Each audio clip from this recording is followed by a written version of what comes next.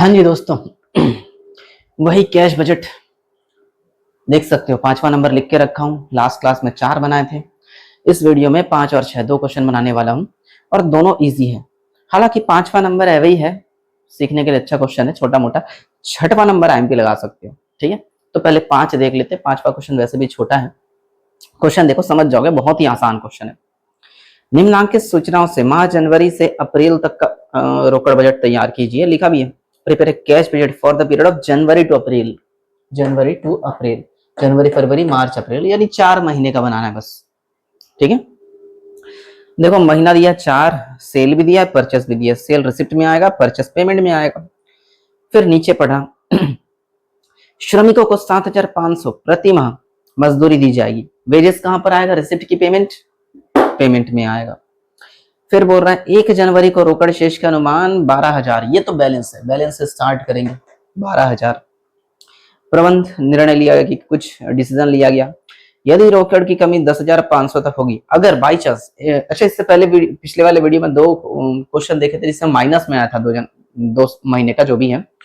अगर माइनस में आया तो उसको ओवरड्राफ्ट बोलते हैं, मतलब इतना पैसा बैंक से लोन लेना पड़ेगा, ऐसा कुछ पढ़े थे।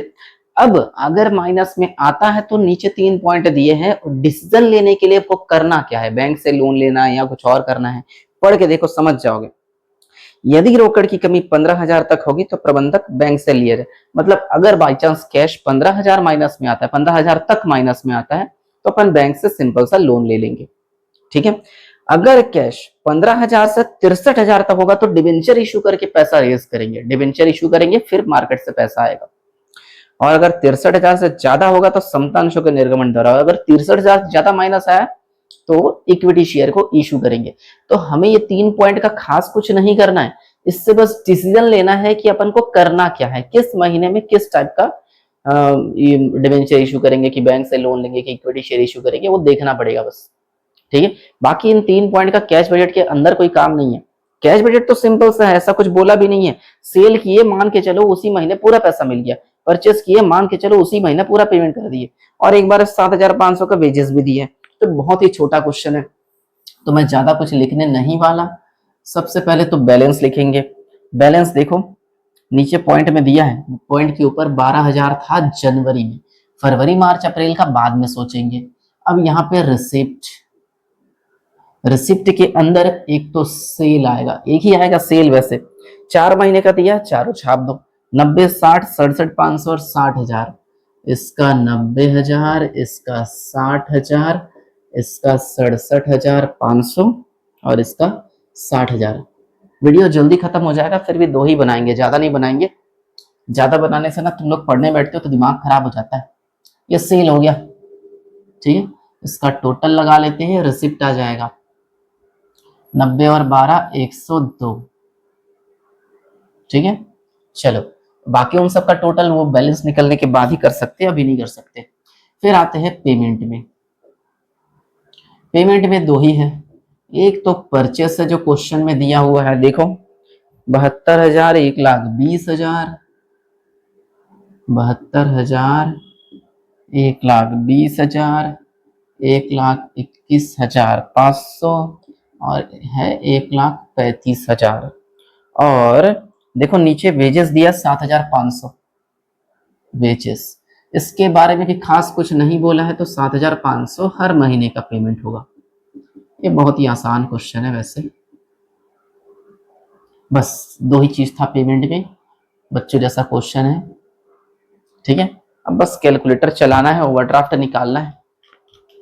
72,000 प्लस 7,500 यानी 79,500। यहाँ 1,27,500, 1,21,500 प्लस 7,500, 1,29,000 और इसको जोड़ेंगे तो 1,42,500। आसान है, कुछ खास नहीं है। अब बैलेंस निकालते हैं, क्लोजिंग बैलेंस, जिसमें ए माइनस बी करेंगे अपन। तो ए था हमारा 1,02,000 माइनस 79,500, यानी आंसर प्लस में आ रहा है 22,500। तो टेंशन वाली बात नहीं है, ना तो बैंक से लोन लेंगे, ना तो डिवेंचर इशू करेंगे, ना तो इक्विटी शेयर, क्योंकि प्लस में आया है। माइनस में आता तो कुछ करते। बताओ इस बैलेंस का क्या करना है, यहाँ शिफ्ट करेंगे 22,500, इसको जोड़ेंगे तो 82,500 हो जाएगा। अब इसमें से इसको माइनस कर लेते हैं, 1,27,500, तो आ रहा है मेरा 1,05,000 जो कि माइनस में आया है। अब जरा सोचो 1,05,000 माइनस में आया है तो क्या करना चाहिए हमको? मुझे तो लग रहा है डिबेंचर इशू करना चाहिए, तो डिसीजन लिख लेते यहीं पे, डिसीजन डिबेंचर का इशू करेंगे, ऐसे ही लिख लिए बस समझने के लिए, बाकी तो कोई काम का नहीं है, छोटा क्वेश्चन है। ठीक है, चलो 1,05,000 माइनस में आया था, इसको यहां रख देंगे।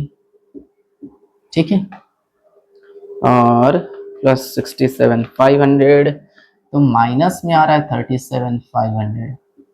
ठीक है, इसमें और माइनस करेंगे 1,29,000। मेरा कुछ गलत लग रहा है, कुछ ज्यादा ही बड़ा अमाउंट माइनस में आ रहा है। एक बार मैं चेक कर लेता हूं आंसर को।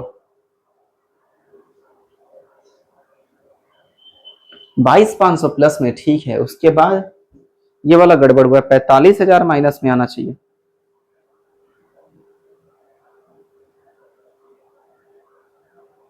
मैंने कुछ गड़बड़ किया क्या? सेल दिया 90, 60 और ये जो भी है 90, 60, 67, 500 और 60,000। परचेस दिया है 72, 1, 20, 1, 21, 500 और 35, 1, 35। ठीक तो बनाया हो रे, तो आंसर क्यों नहीं आ रहा? पहले महीने का आ गया 22,500, दूसरे महीने का 45,000 आना चाहिए, वो भी माइनस में। गड़बड़ क्या हो रहा है? एक मिनट ना, ऐसे ऐसे कैलकुलेशन में ही सब कुछ गड़बड़ कुछ नहीं हुआ है। मैं कैलकुलेट करके देखा तो मैंने माइनस गलत किया। 82,500 माइनस 1,27,500 कितना होता है? 1,27,500, तो 45,000 ही तो आ रहा है माइनस में। तो यहाँ 45,000 जो कि माइनस में है। अब इसको जोड़ लेते हैं, प्लस 67,500, ये फिर 22,500 आ गया। 22,500 प्लस में है ना फिलहाल, तो 22,500 माइनस 1,29,000, तो 1,06,500। इस 1,06,500 को यहां रख देते हैं, माइनस में है, प्लस 60 करेंगे तो अब माइनस में आएगा 46,500। अब उसमें से माइनस 42,500 करेंगे तो 1,89,000 जो कि माइनस में आएगा। अच्छा, क्वेश्चन में क्या बोला था? ये मैच हुआ कि नहीं? आंसर पहले चेक कर लेते हैं। फिर गड़बड़ हो गया। अब मैंने क्या गड़बड़ कर दिया?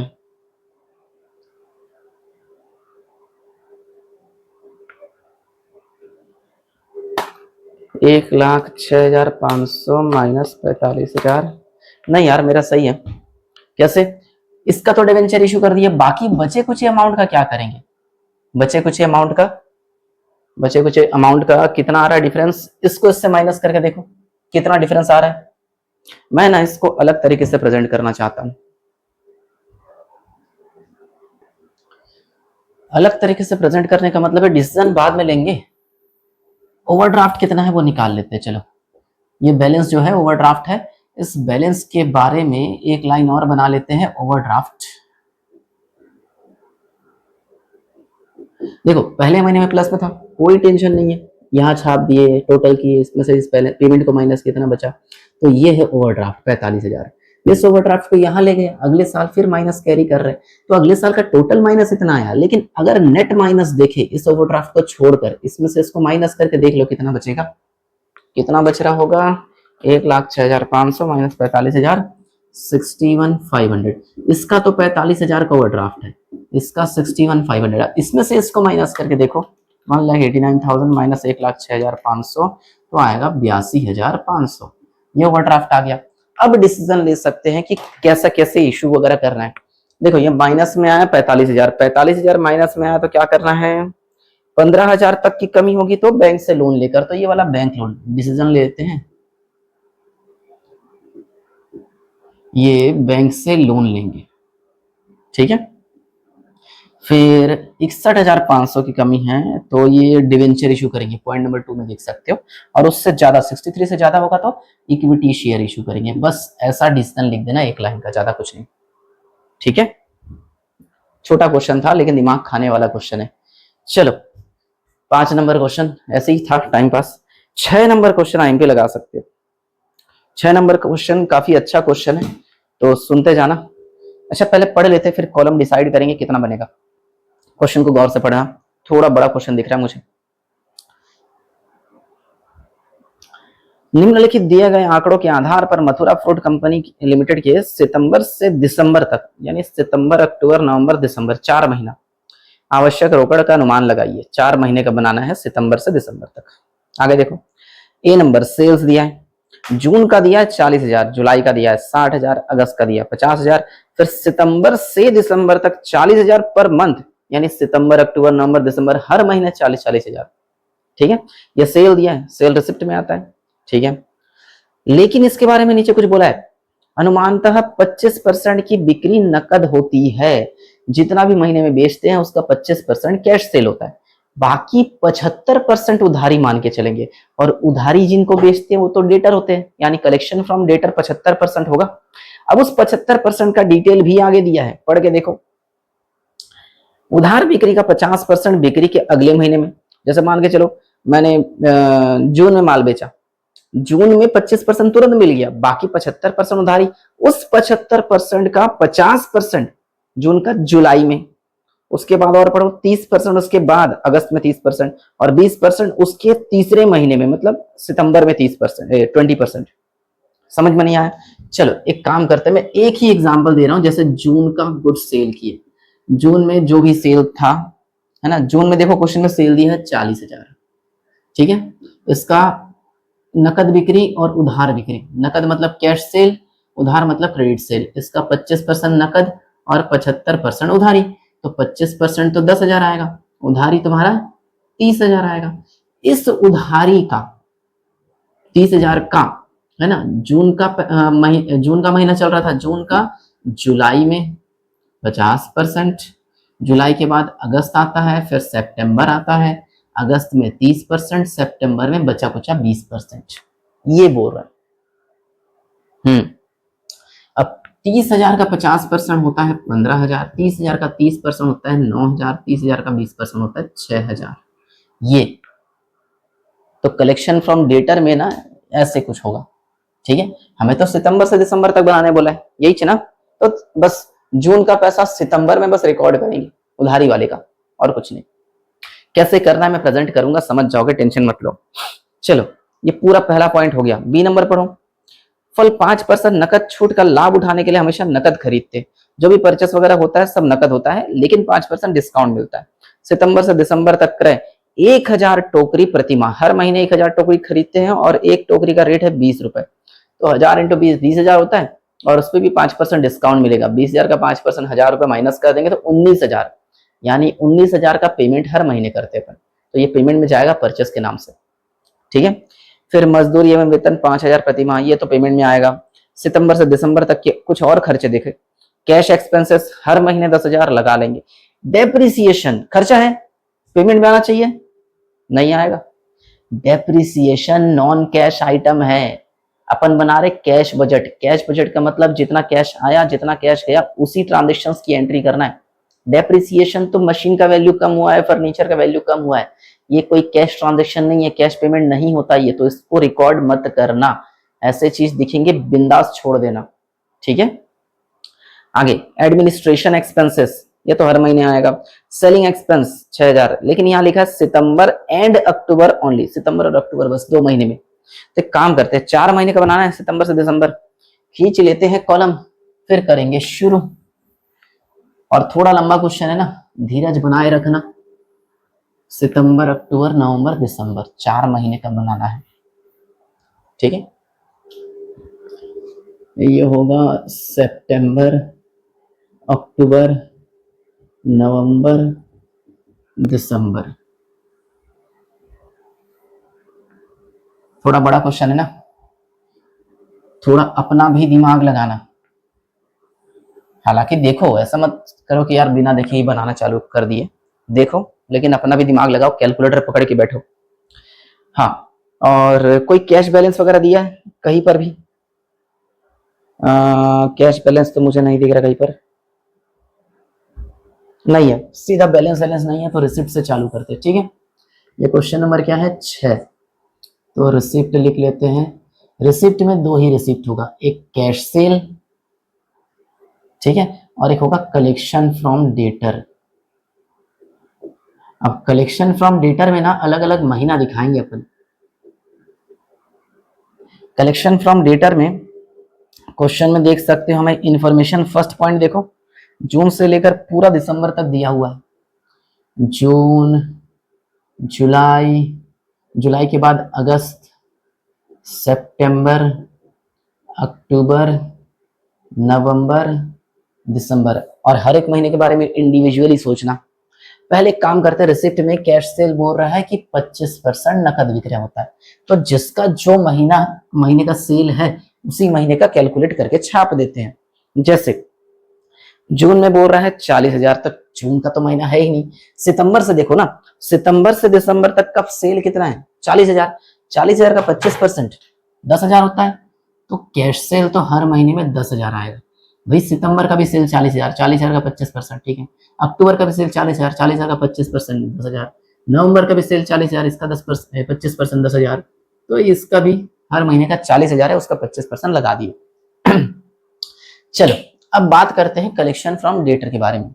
25% नकद बेच दिए तो कितना परसेंट उधारी, 75%।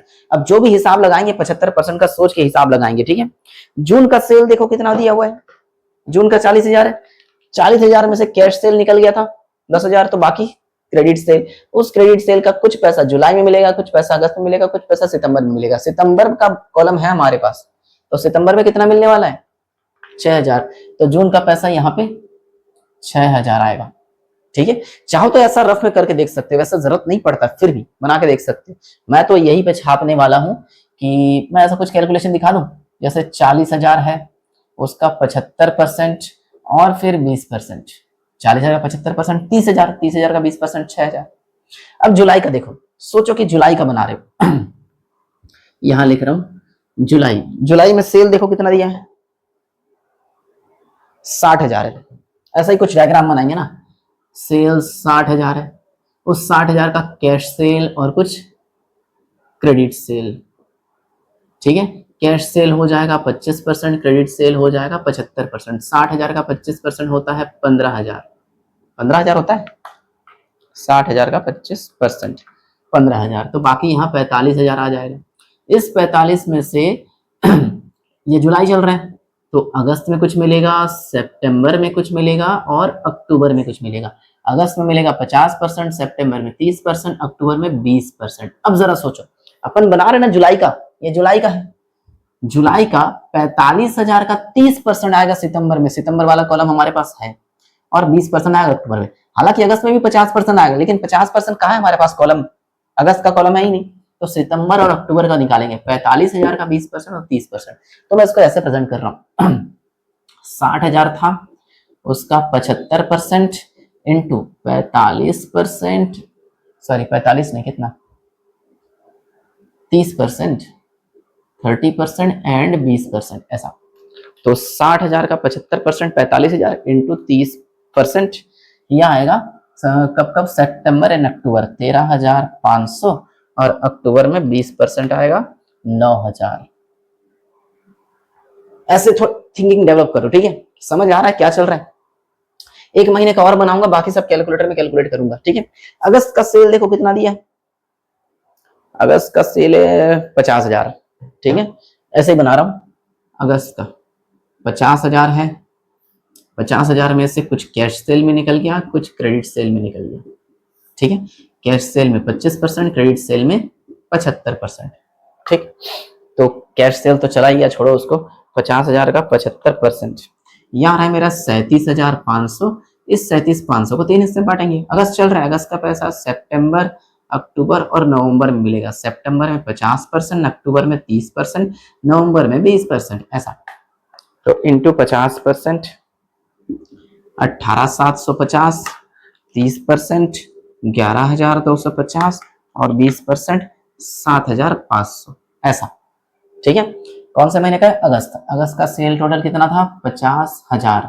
पहले 75% निकाल लेते हैं, फिर उसका 50%, 30%, 20%, 50%, 30%, 20%। तो हर महीने का, वही अगस्त चल रहा है, अगस्त का पैसा सितंबर अक्टूबर नवंबर में आ गया। देखो सितंबर अक्टूबर नवंबर 18,750। मैं क्वेश्चन हटा दिया हूं ना, क्वेश्चन बुक से देख लेना। 12,250 है क्या, और एक है तुम्हारा 7,500। अब मैं वर्किंग नोट में कुछ नहीं दिखा रहा हूं, अब जो भी दिखाऊंगा सब यहाँ पे। सितंबर का सोचो, सितंबर सितंबर सितंबर में तो 40,000 है। सितंबर अक्टूबर नवंबर दिसंबर हर किसी में 40,000 है। तो 40,000 का 75% पहले निकालेंगे। सितंबर का पैसा अक्टूबर नवंबर दिसंबर में आएगा 50%, 30%, 20%। तो इसी का 50%, 30% और 20%। तो 30,000 का 40,000 है, उसका 75%, 30,000 आया। 30,000 का 50%, 15,000। तो यहाँ पे आएगा 15,000। फिर 30% इसका आएगा 9,000 और इसका आएगा 6,000। चलो इसी तरह अक्टूबर में भी 40,000 है। अक्टूबर का पहले 75% निकाल लेते हैं। अब जरा सोचो, अक्टूबर का पैसा नवंबर और दिसंबर में 50%, 30%, तो सिर्फ 50% और 30% निकाल लो। ठीक है, 50% आएगा 15,000 और 30% आएगा 9,000। इसी तरह नवंबर का देखो, सेम 40,000 का पहले 75% निकाल लेते हैं, इंटू देखो नवंबर का बस दिसंबर में आएगा, उसके बाद वाले महीने का तो कॉलम है ही नहीं हमारे पास, तो सिर्फ 50%, तो आएगा सीधा 15,000। तो क्या दिसंबर का कुछ रिकॉर्ड होगा? बिल्कुल नहीं। तो ये कैश कलेक्शन फ्रॉम डेटर हो गया। हाय, मजा आ गया। जोड़ते हैं 10,000, 6,000, 13,500, 18,750। तो ये आ रहा है मेरा 48,250। ये हो गया। ठीक है, ये रिसिप्ट हो गया पूरा ए नंबर। अब ये पेमेंट, पेमेंट के बारे में देखना। बाकी सब कॉलम का भी टोटल लगाएंगे, जो बैलेंस आएगा बैलेंस को छापते हुए, अभी नहीं लगा सकते। तो पेमेंट के बारे में सोचते हैं। चलो point number B, point number B में माल खरीदा है तो एक परचेस का लिख लेते हैं। परचेस हर महीने का सेम होगा, बोल रहा है हर महीने में 1000 टोकरी खरीदते हैं 20 रुपए के रेट से, जिसमें 5% डिस्काउंट मिलता है। तो 1000 इंटू 20 और जिसमें 5% डिस्काउंट, तो आएगा सबका 19,000। हर महीने परचेस पे अपन 19,000 का पेमेंट करते हैं। ठीक है, पॉइंट नंबर सी पढ़ो। सैलरी वेजेस दिया होगा, देखो salary and wages. Salary wages दिया है तुम्हारा कितना, 5,000 प्रति माह। तो हर महीने का 5,000 ले लो। चलो सैलरी वेजेस हो गया। सितंबर से दिसंबर तक की अवधि के अन्य व्यय, कैश एक्सपेंसेस दिया हुआ है। कैश एक्सपेंसेस ये दिया है तुम्हारा 10,000, तो यहां आएगा 10,000। चलो फिर डेप्रिसिएशन क्या ये आएगा, ये कैश एक्सपेंस 10,000 है ना, हाँ डेप्रिसिएशन 20,000 है। एडमिनिस्ट्रेशन एक्सपेंस 12,000 ये आएगा। एडमिनिस्ट्रेशन एक्सपेंस हर महीने का 12,000। ये अच्छा क्वेश्चन था ना, आईएमपी लगा सकते हो उस क्वेश्चन को। और एक देखो selling expenses September and October only लिखा है। सेलिंग एक्सपेंस सिर्फ सितंबर और अक्टूबर में कितना, 6,000 सितंबर में आएगा बस, और एक अक्टूबर में आएगा बस, बाकी दोनों महीने में नहीं आएगा। तो ये पेमेंट का टोटल लग जाएगा बी नंबर। फिर निकालेंगे बैलेंस ए माइनस बी करके। ठीक है, चलो हिसाब लगाते हैं पहले। 19,000, 5,000, 10,000, 12,000 और 6,000। इधर आ रहा है 52,000, यहाँ भी 52 होगा, यहाँ तो 46 हो जाएगा, यहाँ भी 46 हो जाएगा। ठीक है, चलो अब बैलेंस निकालने की कोशिश करते हैं। मेरे पास पहले थे 48,250, जिसमें से 52 माइनस कर देंगे, तो माइनस में आया 3,750 पहले महीने का। मैंने क्या गलत कर दिया यार, बार बार गलती हो रहा है मेरे से। 48,250 पेमेंट का 32,500, 32,500 कैसे हो गया पेमेंट का?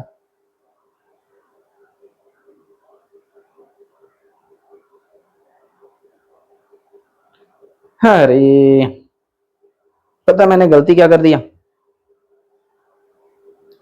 डी नंबर दोबारा पढ़ो। सितंबर से दिसंबर तक की अवधि के अन्य व्यय इस प्रकार है, ऐसा लिखा तो है, लेकिन क्या ये सारे खर्चे एक एक महीने के हैं?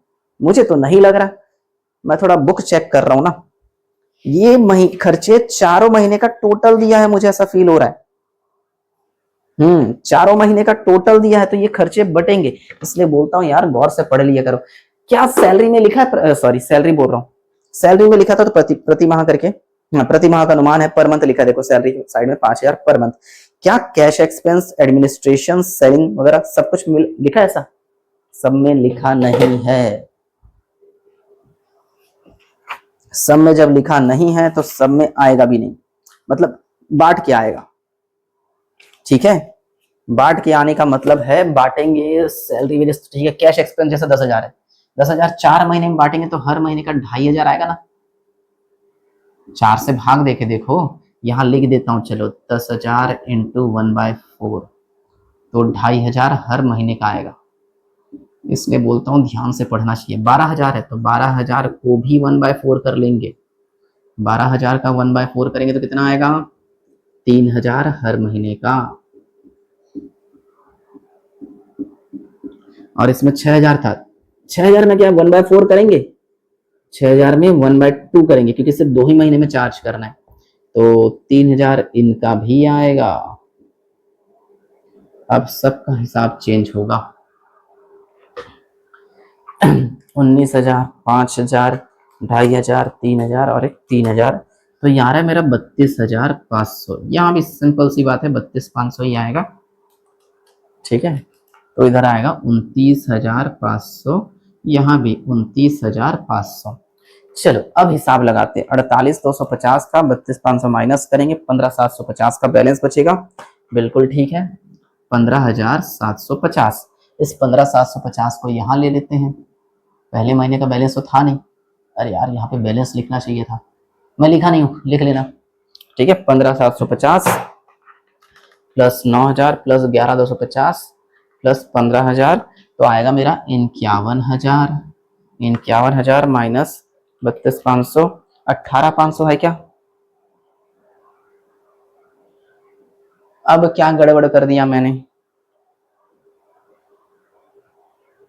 ये वाला 32,500 ठीक है, ये वाला 61 होगा, 61 कैसे हो रहा है, मैं गलत जोड़ा हूं क्या? 15,750 प्लस 10,000 प्लस 9,000, 11,250 प्लस 15,000, 61 ही तो हो रहा है यार, मैं कैलकुलेटर भी ठीक से चला नहीं रहा हूँ। 61,000 माइनस 32,500, ये आ रहा है 28,500। अब 28,500 यहाँ ले लेंगे, प्लस 10,000 प्लस 7,500 प्लस 9,000 प्लस 15,000, तो ये आएगा हमारा 70,000। इस 70 में से 29,500 माइनस कर देंगे तो बचेगा 40,500। अब 40,500 को यहाँ ले लेंगे, प्लस 10,000 प्लस 6,000 प्लस 9,000 प्लस 15,000, तो ये आएगा 80,500। इसमें से माइनस करेंगे 29,500 तो बचेगा 51,000। देखो तो, हाँ चलो अब सही है, बस बैलेंस तक निकालने बोला है और कुछ नहीं। बाप रे, मैं एक भी क्वेश्चन इस चैप्टर का सही सही नहीं बना रहा हूँ, हर क्वेश्चन में कुछ ना कुछ गलती हो रहा है, और खासकर कैलकुलेटर चलाने में गलती हो रहा है, क्वेश्चन को जल्दबाजी के चक्कर में, जल्दी निपटाने के चक्कर में नहीं, गलत हो रहा है। जो भी हो, तुम लोग एक बार दोबारा वीडियो देखना, समझ जाओगे। डाउट होगा तो मुझे कॉल करके पूछना, स्क्रीन पे नंबर दिया हुआ है, बिंदास पूछना, डाउट दिमाग में रखोगे दिमाग खराब होता जाएगा, ठीक है। ये रहा सॉल्यूशन, नोट कर लो। Tata bye bye.